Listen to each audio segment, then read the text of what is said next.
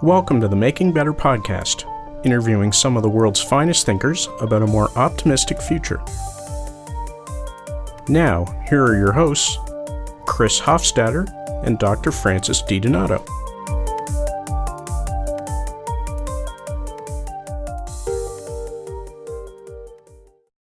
Well, Francis, we're up to episode 6 of Making Better. Yes, and this is a really great episode. This episode is Jim Fruchterman. He's a MacArthur Genius Fellow. He's one of the people who invented modern machine recognition-based optical character recognition, OCR. He's a social entrepreneur and a leader in the social entrepreneurship field.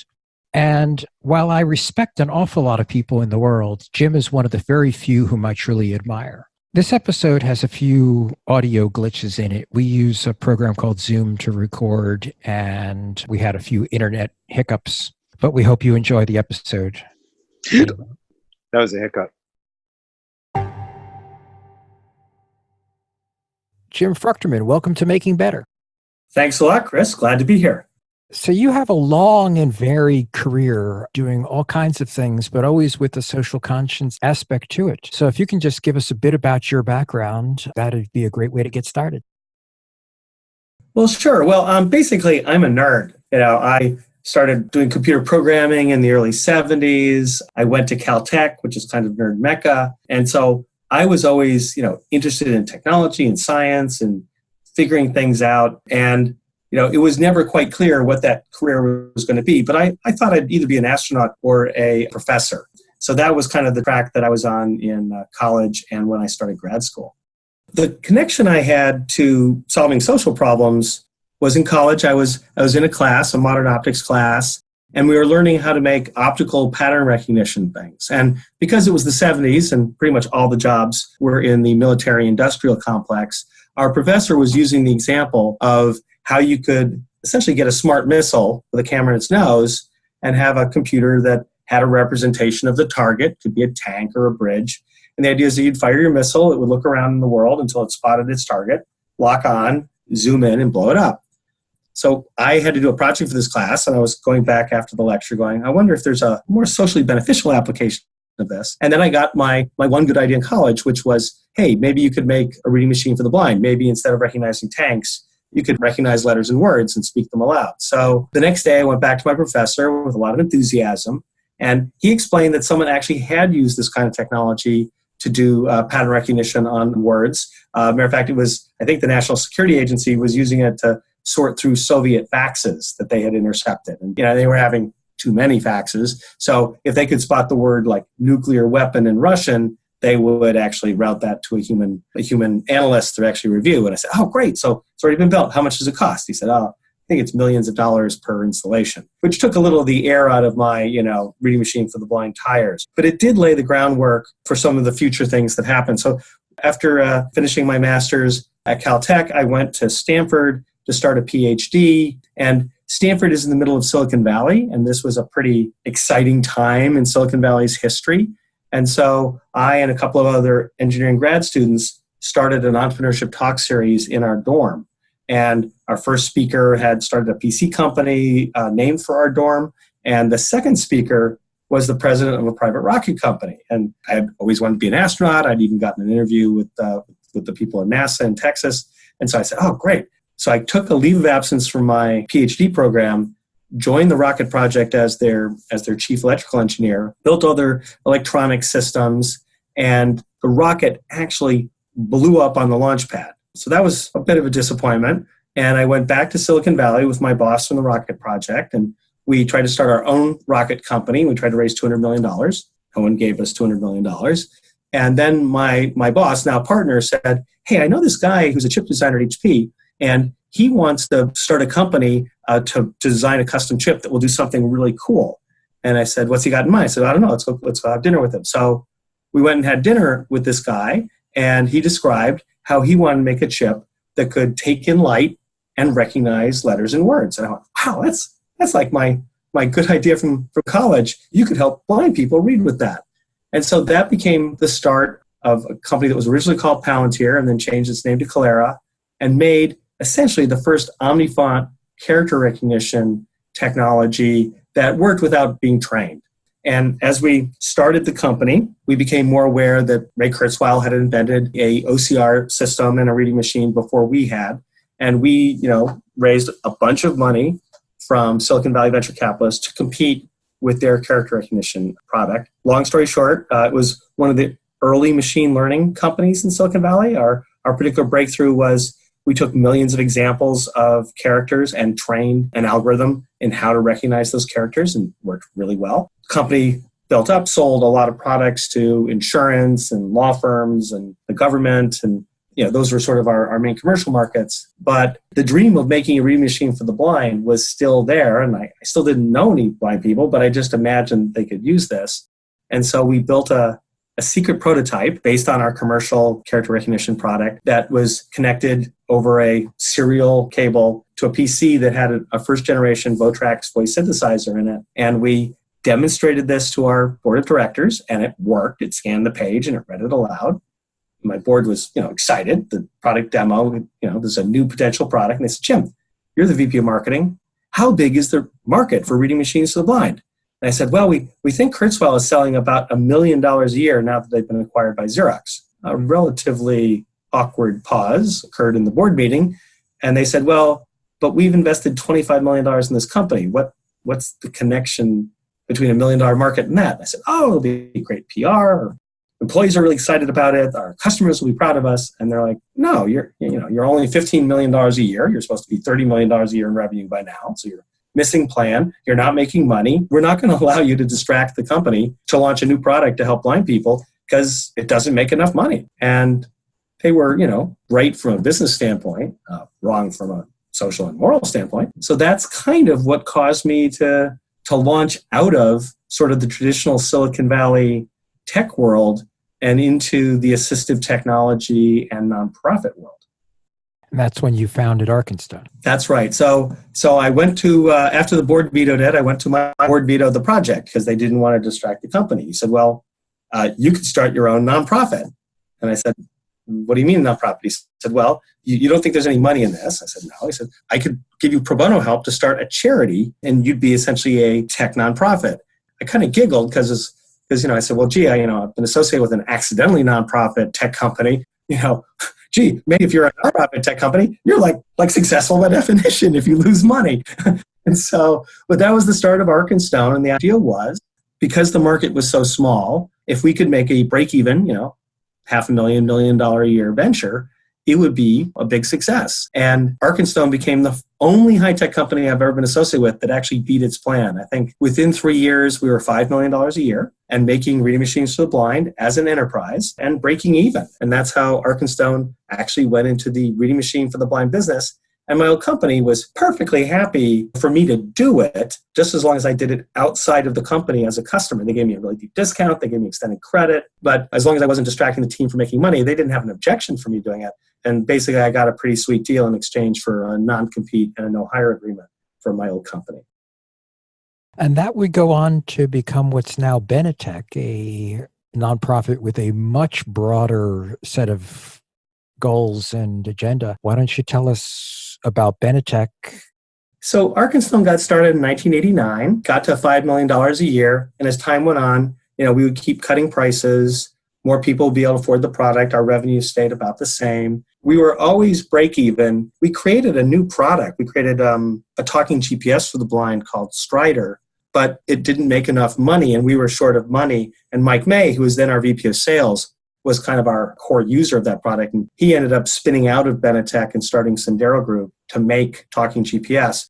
But I was basically struggling with the fact that running a break-even social venture meant that I had no extra money. And the fact that we had to kind of shut down Strider or spin it off was basically an indicator that break-even was great as far as it went. So after about 10 years, I was kind of getting bored. I had all these ideas for other things that we could do to help blind people, to do stuff in human rights. Then the guy who started what became Freedom Scientific, Dick Chandler, came over and said, hey, I want to buy Arkenstone from you. And I'm like, well, it doesn't belong to me. It's a charity. Go away. So he came back a couple of months later and he said, Jim, why don't you tell me what your aspirations are?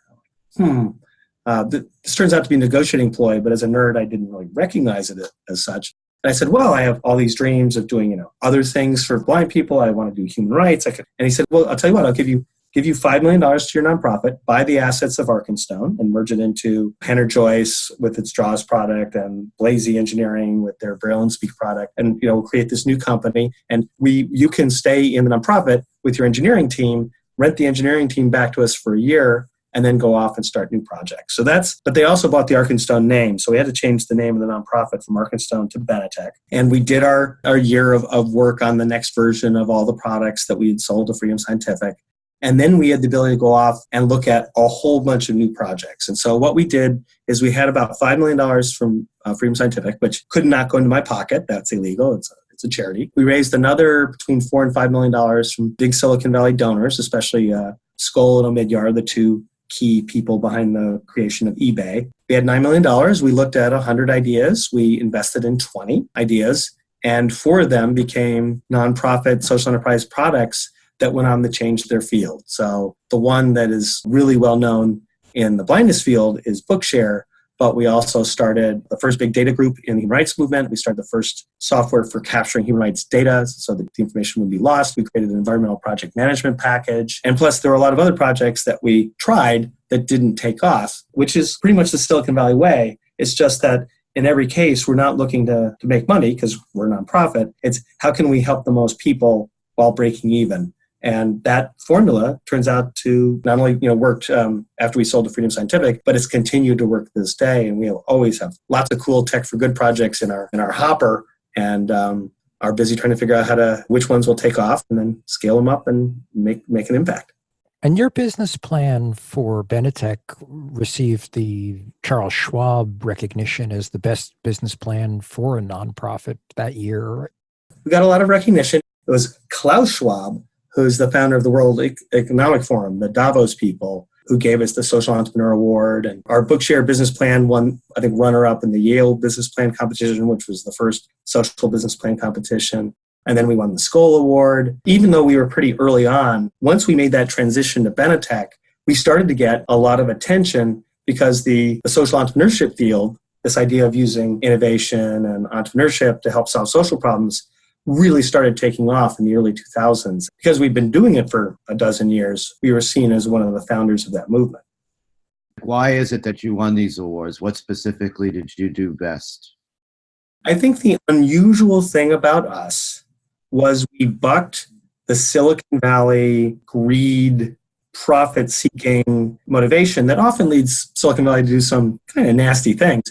We said, look, no, we're setting up to be in the public good. So I think the reason that people got excited and recognized us was the idea of a exciting Silicon Valley startup company that had chosen to be a charity, to be a nonprofit, and to focus on doing social good, kind of flew in the face of how people regarded Silicon Valley, which was make money at all costs and kill yourself along the way. I think that was one reason. I think the other reason is that the things we were doing were really understandable. Many tech companies have great products that the average human being cannot understand why this middleware company exists. We were helping blind people read. We were the Napster of books when it came to Bookshare. We were helping document human rights and helping convict genocidal generals of genocide. I mean, this, I think, captured more of people's imagination that technology could be used deliberately for good rather than occasionally evil by accident, which is certainly the story of big parts of the tech industry today.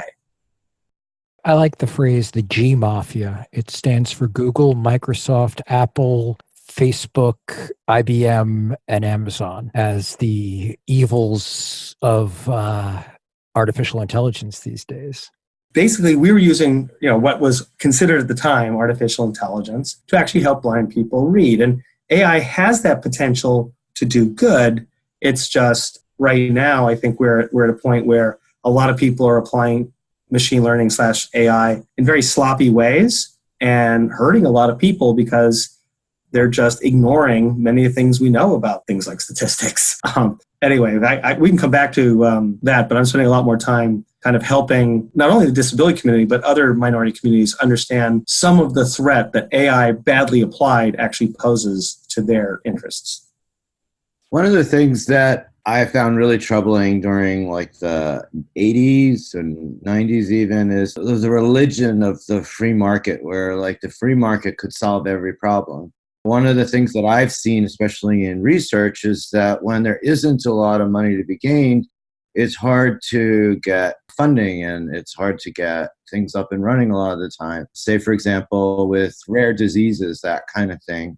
We have this situation now where nonprofits kind of pick up the slack. But it seems to me that there's like an inefficiency to it all because, for example, my girlfriend has a nonprofit and she spends half her time or more raising funds. Is this model, in your view, working? Is there other ways to approach it on a larger scale? Is government maybe supposed to play more of a role?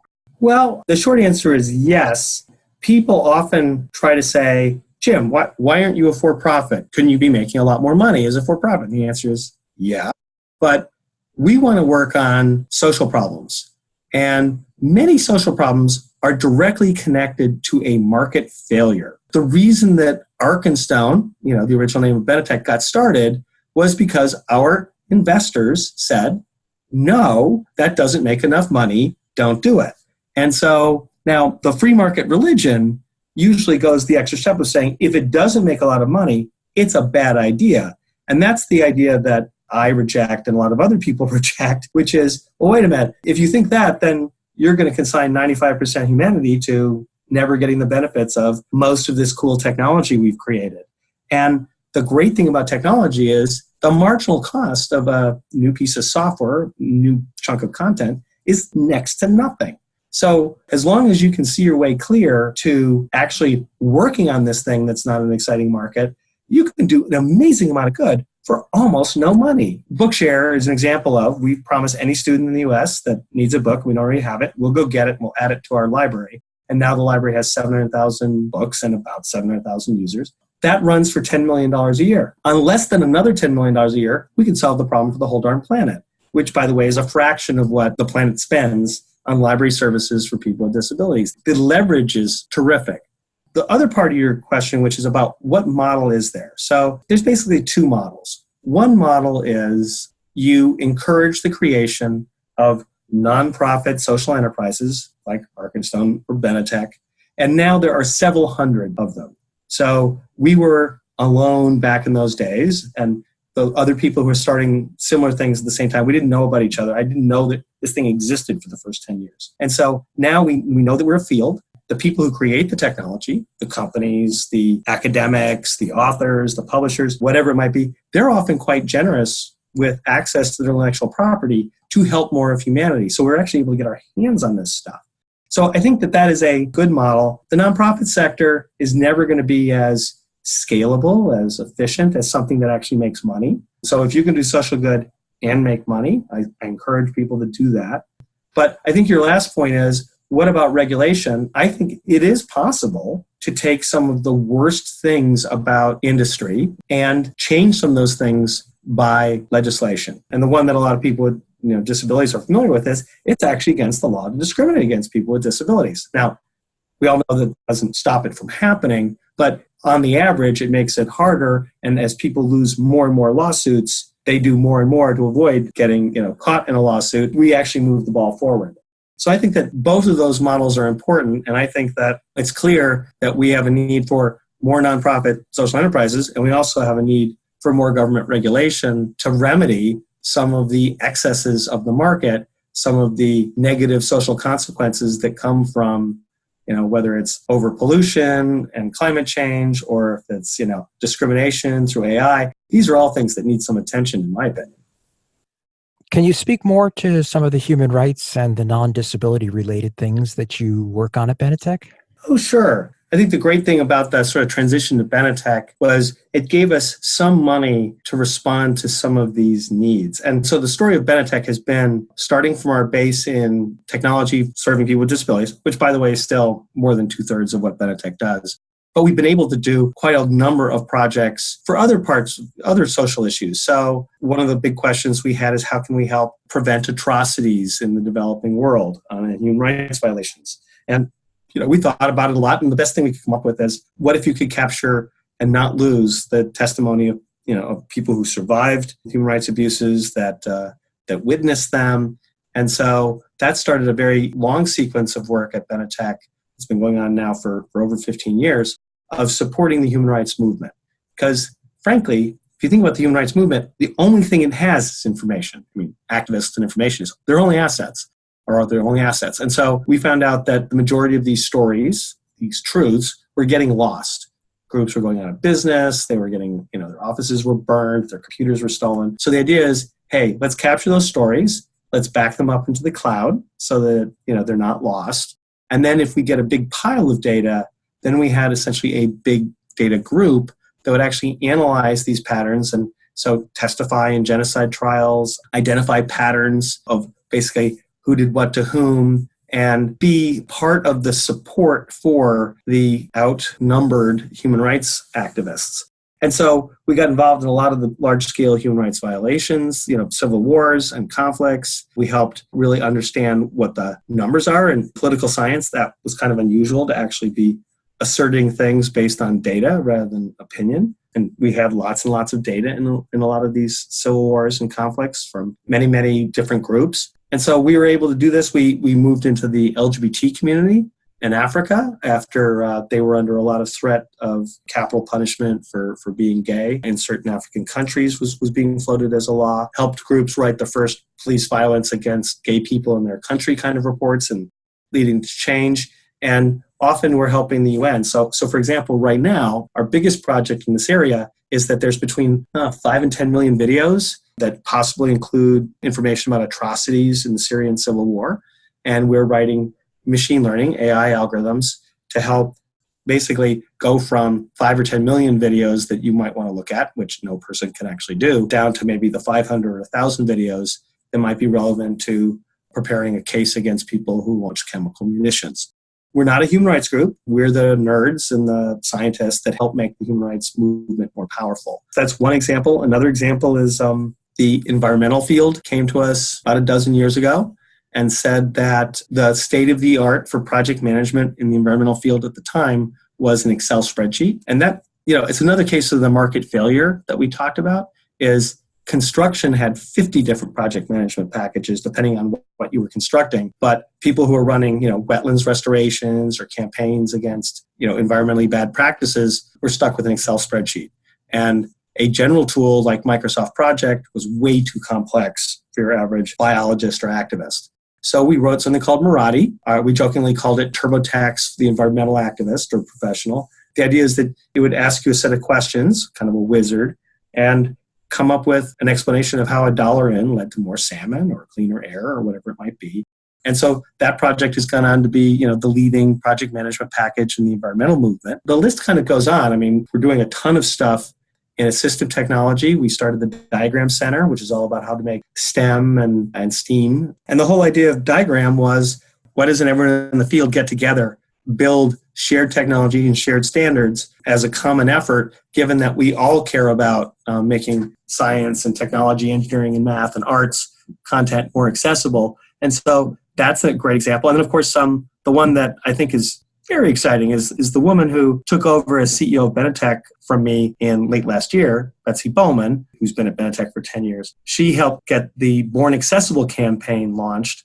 And the goal of Born Accessible is to eventually put Bookshare out of business. The idea is that if we can convince the publishers to create their mainstream ebooks completely accessibly, then blind and other people with disabilities that related to print can just get the standard ebook and it should work great. And that's increasingly the case. And we're hoping to do that for more and more complicated works so that eventually the need for something like Bookshare will peak and people will start relying on mainstream ebooks to be able to read what they need to read.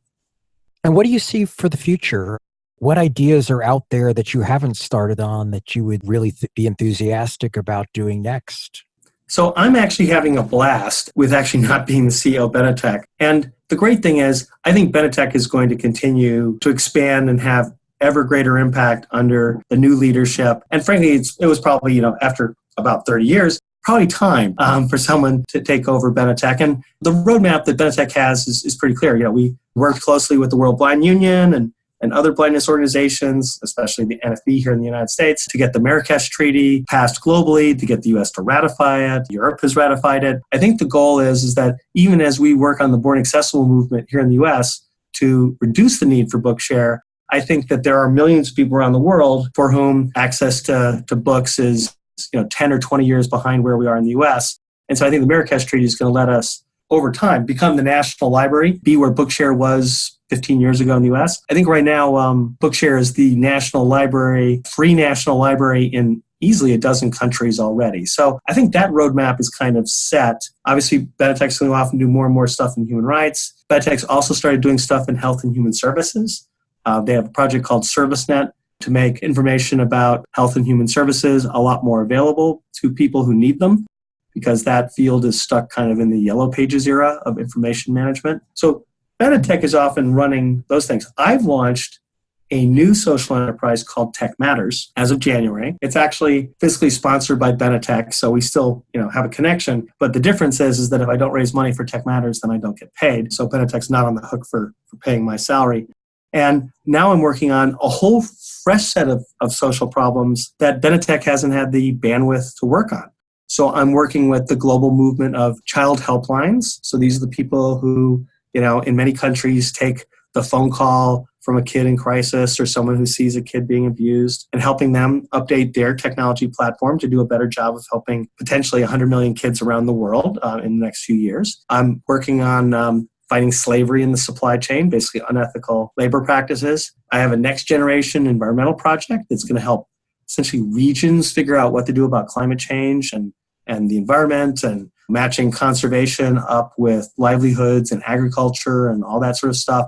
So the common thread to everything I get to do today is someone has a social problem that they want to solve.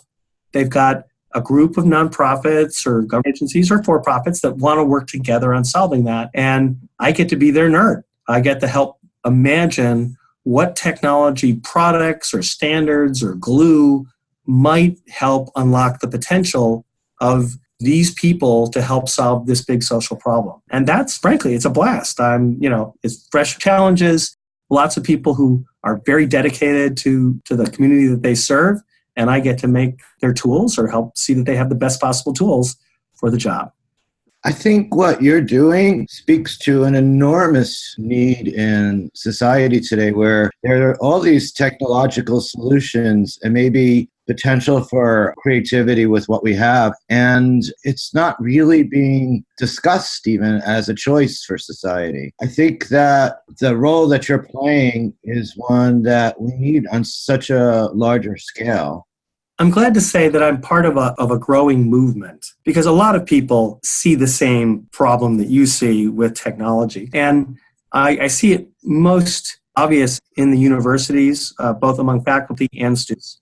I think that computer science faculty, to pick a group, are very concerned about what they've helped create, which are basically, in many cases, technology companies that are, if not immoral, are certainly amoral, and often are kind of clueless about the negative social impacts that they have. Quite a number of universities have started programs that go by a bunch of different labels. One label is public interest technology, the idea that people might want to work on essentially using technology to help solve social problems and serving in the public interest rather than in the private interest. There's people who work on computer science plus problems. So how could computer science help ag? How could computer science help human rights? How could computer science help education? So there is a movement here. And I know that, for example, Stanford just announced a major university-wide program to try and engage their faculty, who are pretty high-powered, and their students into actually working on social problems rather than just relentlessly spinning off, the next Silicon Valley, unicorn company. So I like to think this is going.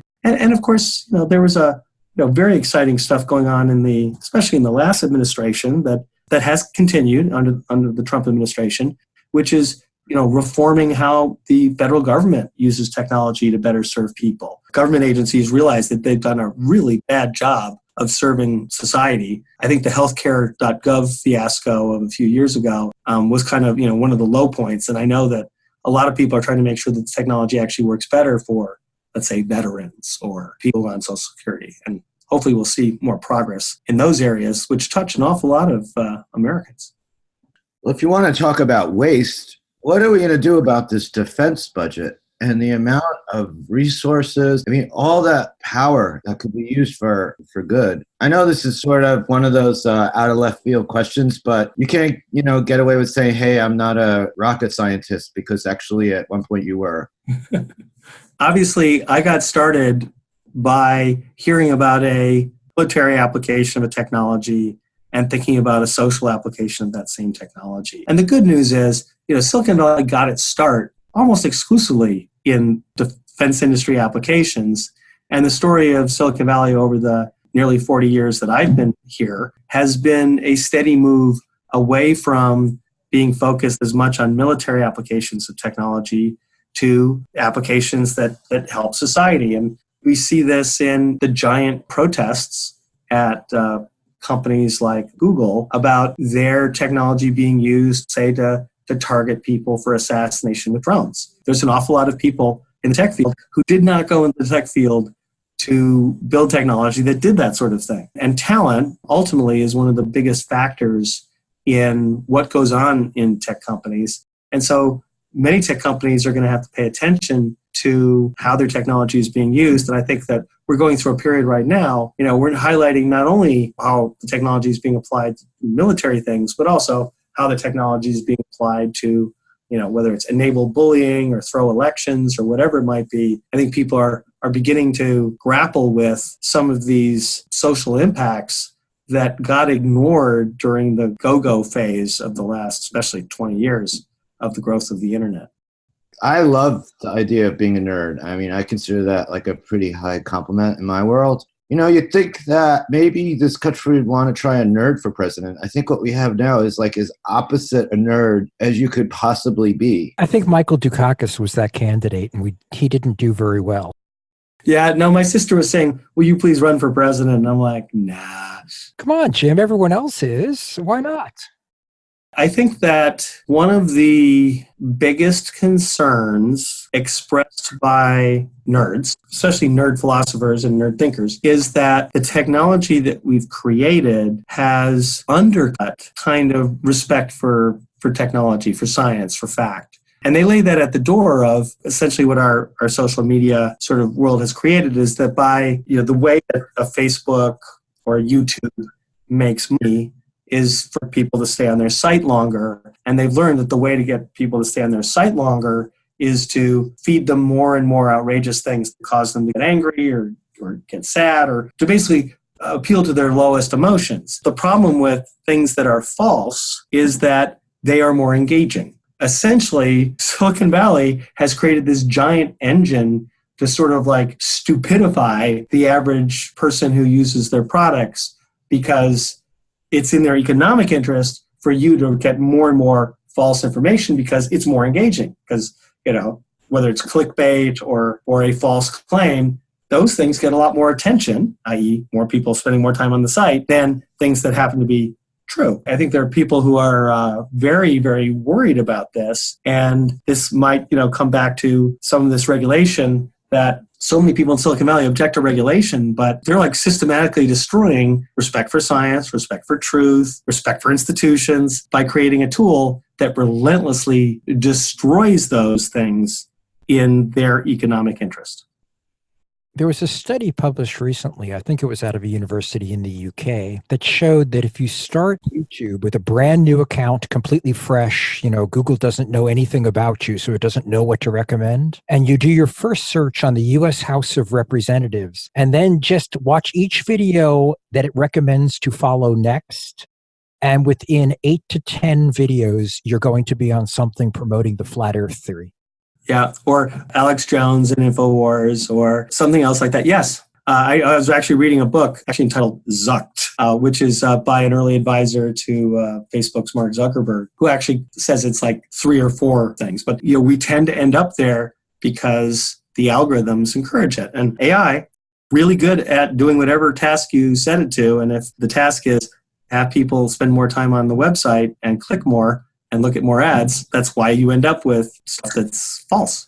So, but I'm on the Techno Optimist side, and I think that most tech people want to be creating things of value and do not want to be associated with things that are evil by accident, or now one might argue after it's been pointed out enough, evil on purpose. And so I think that my goal is to keep putting the idea that it is possible to make a living doing technology for social good. It may not be the best path to becoming a billionaire. I It's a pretty bad path if becoming a billionaire is your objective. There's an awful lot of people who want to live a life that they can actually be proud of and work on things that they're actually proud of. And the demonstration of that, there's a lot of great teachers, a lot of great people, in many professions that help people in spite of the fact that they don't make as much money. I want to get more of the tech field to channel itself into this. How can we do good on purpose? How can we actually set out to maximize human utility, making people's lives better? Because I think that is ultimately what drew a lot of us to being nerds. We had a guest, Richard Stallman, on recently, who had this really great idea, I thought, which is to have a progressive tax on corporations based on their size. Basically, what that would do is it would make it so, at a certain point, it just doesn't make sense to get any bigger. And, the idea that would ultimately create a more diverse and robust economy. And of course, Richard, founded the free software movement, which really implements these more community values. And we are giant fans of free software. We're also giant fans of open source software, which I know Richard's not crazy about. But I'm not as much of an economist on how we actually choose to solve this problem. I do believe that whether it's income inequality or abuses of tech platforms, that we're going to see more regulatory activity, we're going to see more changes in tax, but ultimately it depends on the electorate deciding that they want those changes. And it'll be interesting to see if we can get that consensus, because clearly we haven't necessarily been moving in that direction lately. As we just discussed, AI is driving people to increasingly faulty and useless information. People are more and more likely to be misinformed. Yeah, and sometimes it's much more subtle than that. I did a major study last year for a major disability donor, and they asked me to look at what technology might help if the goal was to greatly increase the number of people with disabilities who had employment. Many of us on this call know about assistive technology and other ways that you can make people in employment more effective and more likely to be able to get a job or keep a job because they have the tools at hand to do it. The thing that blew my mind, and maybe it shouldn't have, was essentially technology's taken over the recruiting and the hiring process in almost all large corporations and many small and medium corporations. And artificial intelligence, machine learning, has been applied to every single step in that process. And in many cases, the way machine learning has been applied is egregiously discriminatory against people with disabilities, which one would think is against the law in this country. But that doesn't stop people from buying this technology or applying it, because the people who sell the technology say, our machine learning, it doesn't see gender, it doesn't see race, it doesn't see disability. And yet the way they've implemented these things can't help but discriminate. And I think that we're part again of a movement of calling out these technologies and saying, how is it possible that technology doesn't illegally discriminate against people? And I expect actually that we're going to have disability rights attorneys suing companies over buying machine learning tools that discriminate against people with disabilities. And eventually people will have to actually correct this. But some of these companies are going to become, very rich before anyone actually calls them to account for the fact that they built something that extensively discriminates against people with disabilities.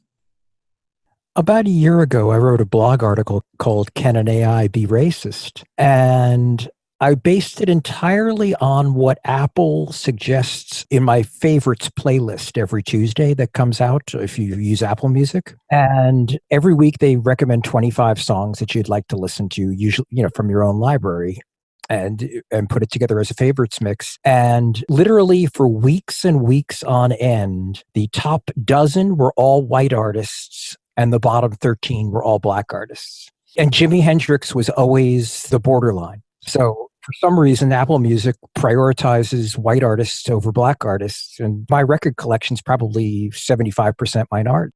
Yeah, it's really fascinating how that works out, isn't it?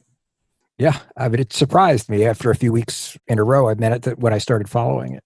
This is an issue that's getting a lot of attention, and one of the things that people are trying to do, one of them is make the people who work on machine learning a much more diverse crowd, so that the kind of oversight that might lead to the kind of outcome you described is less likely to happen if you have a more diverse group of people working on it going, gee, this result seems very odd. But in many cases, we don't have people who work on these tools that see these obvious problems. And of course, I think gender discrimination problem is the one that's the most obvious, and people have the most awareness that it's a problem. I mean, there's a famous story about Amazon killing an automated resume screening tool because they could not keep it from discriminating against women.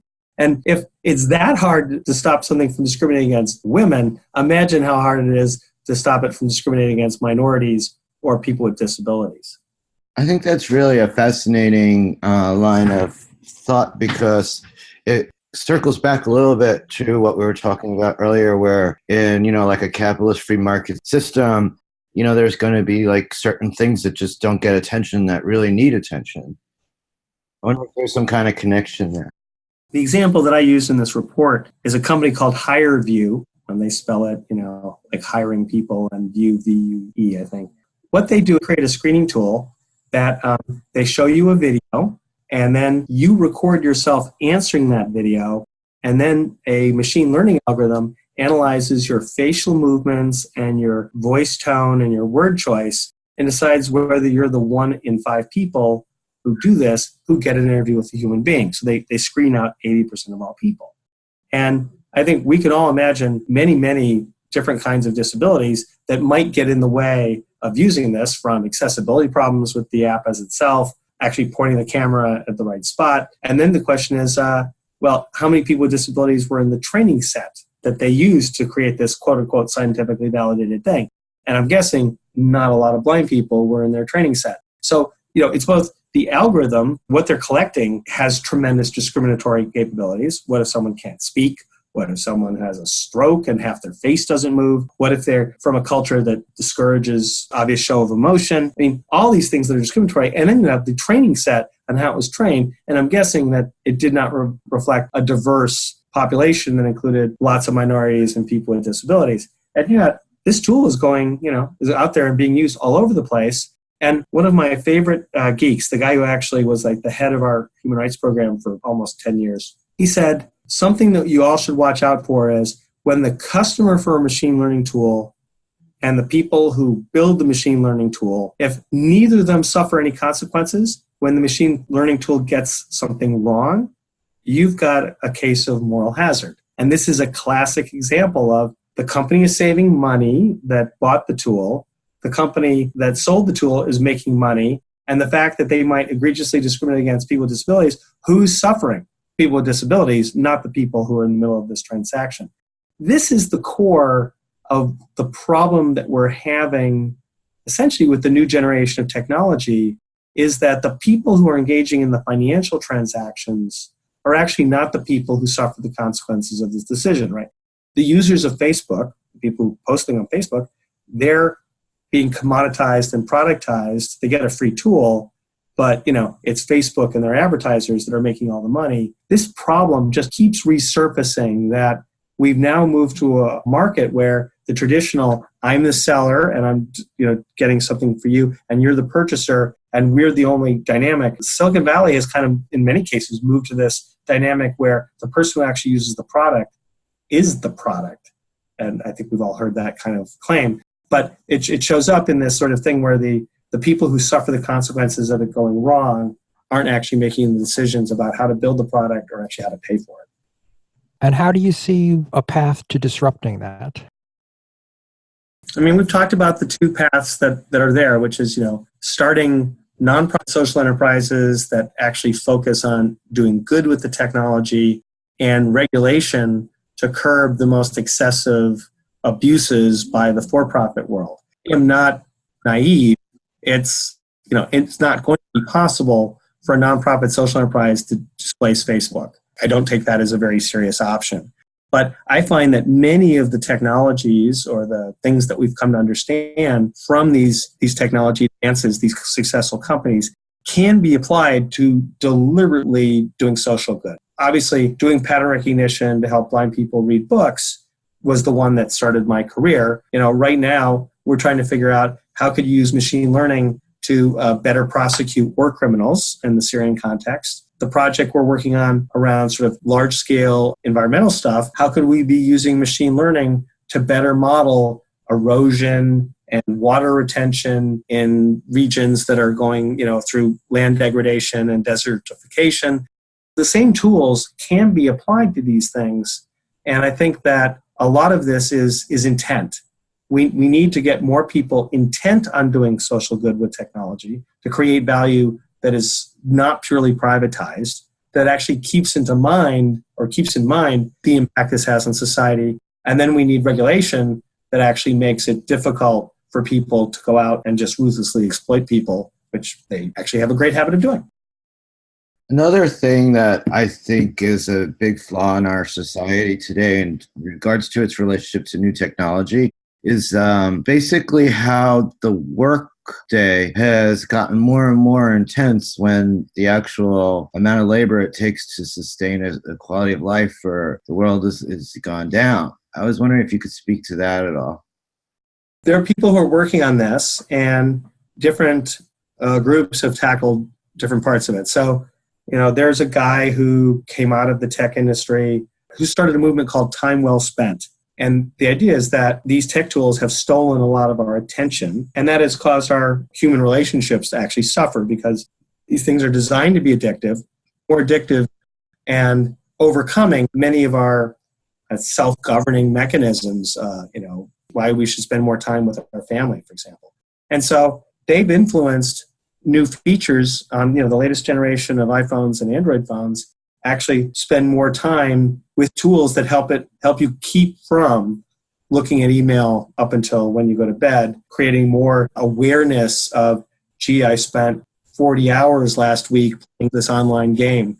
Maybe that's actually not what I want to do. We also have some things going on in terms of social norming and regulation, and the Europeans are further along on this, whether it's, with much stricter privacy requirements and antitrust requirements, and actually fining companies like Google billions of dollars for violating those things. There's also, I know that there are European companies that turn off email in the evenings so that their employees can't work on company email after a certain point, after 6 o'clock at night or before 8 o'clock in the morning or whatever it might be.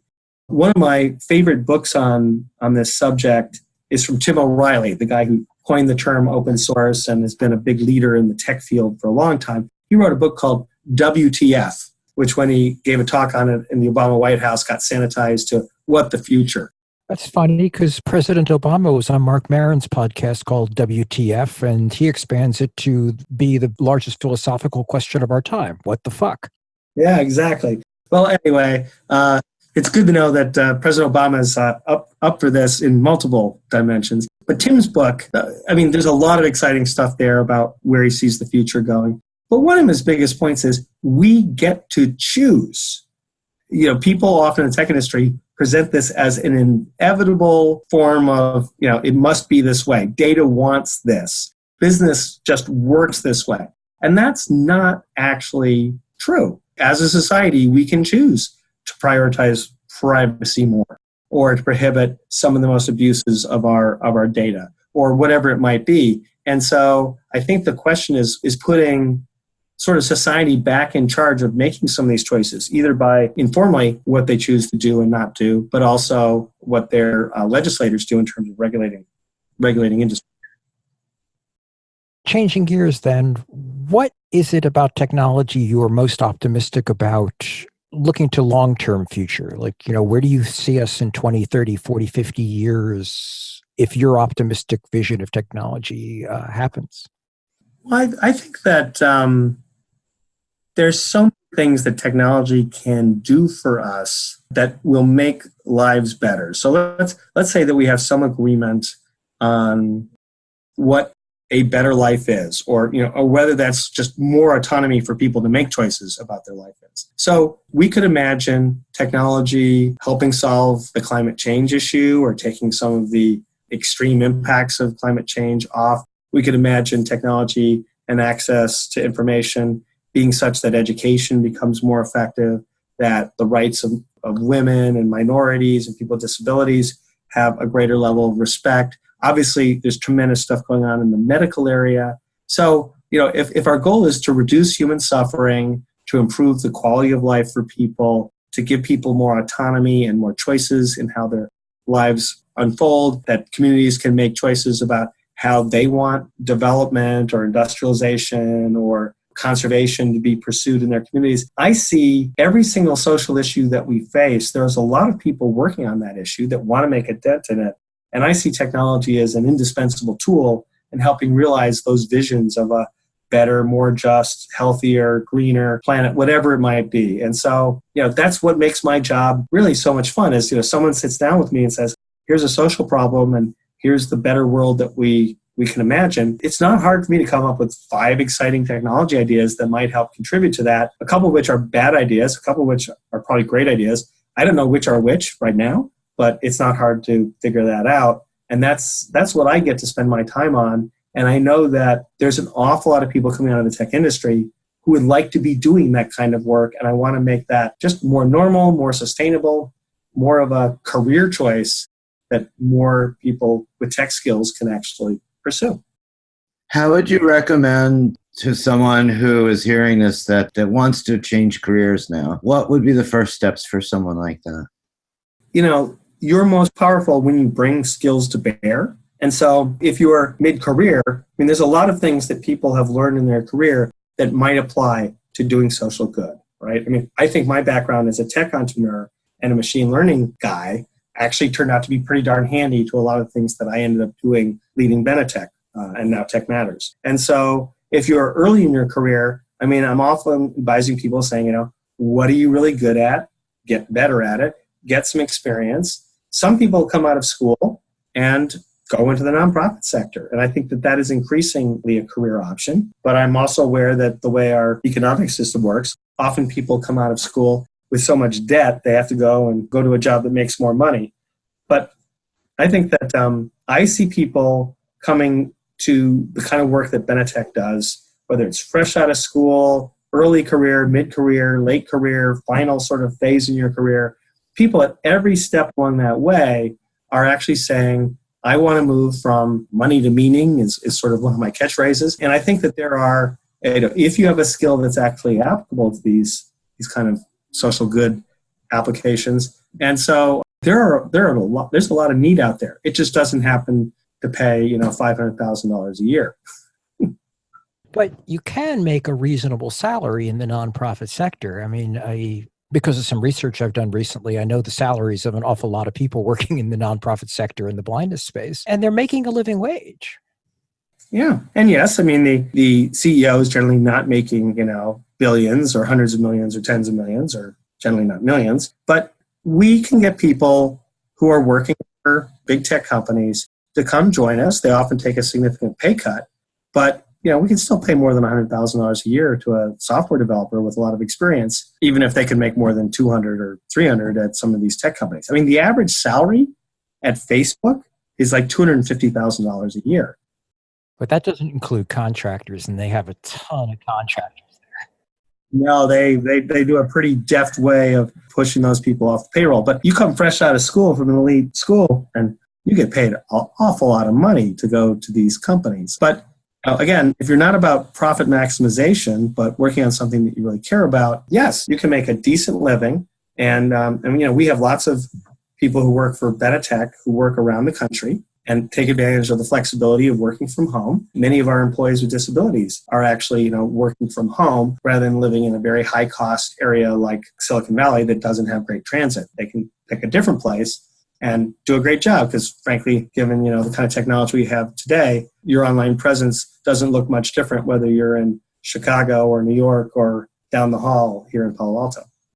One of the things that I try to do in the show is create almost like a brainstorming kind of moment at times where you're maybe even like theorizing about how the future could be and how either what technology you would predict or importantly, what technology that isn't being used right now that, if implemented, could make huge changes for the better? I tend to be more practical, even. This gives you the chance to step into speculative fiction. All right. This is my Atwood moment. This is the show where we're up for that. The thing that really excites me about technology and the directions that we're going with sensors, with better medical technology, with better data collection technology, with better machine learning technology, is that the idea that we would be able to understand social problems at a far more detailed level is very exciting and a bit terrifying, right? So the challenge to us going ahead is how could we use knowing everything we possibly might want to know about a social challenge and then using the technology to do social good while still respecting the privacy and human rights of the people who are involved. And so I think that is the essence of what I want to see going forward. I just love sitting down and saying, imagine we know everything. Now what will we do? Because the way that we're going, that's actually a realistic assumption for tackling some of these problems, thanks to the incredible sensing infrastructure, data infrastructure that we already have that could be applied not so much to making money, but instead making life better on the planet. Is there anything you'd like to promote or plug, that whether it's something you're working on or something other people are working on? I think the thing that I want to plug is that people should get more involved in using technology explicitly to do social good. I think that it's something that's in many people's hearts, and they feel like it's like almost they don't have permission to do that. I want to give people permission to go out and find a way to make a living while doing really great things with technology. Excellent. And with that, thank you so much for coming on Making Better, Jim. I'm glad to be part of it. Thanks. We'd love to know what you think of our podcast. Please visit us online at makingbetterpod.com. And if you feel like supporting us, leave us a review or rating in Apple Podcasts or wherever you listen to us, or send us a donation. You can find the form for that on our website. Follow us on Twitter at makingbetterpod. Chris Smart deals with the audio in Samplitude X4. Susan Hofstetter deals with any visual images and transcribes our interviews. Last but not least, Amanda Rush and Jackie McBride keep our server and website running well. Are you eating something, Francis? Oh, yeah, sorry.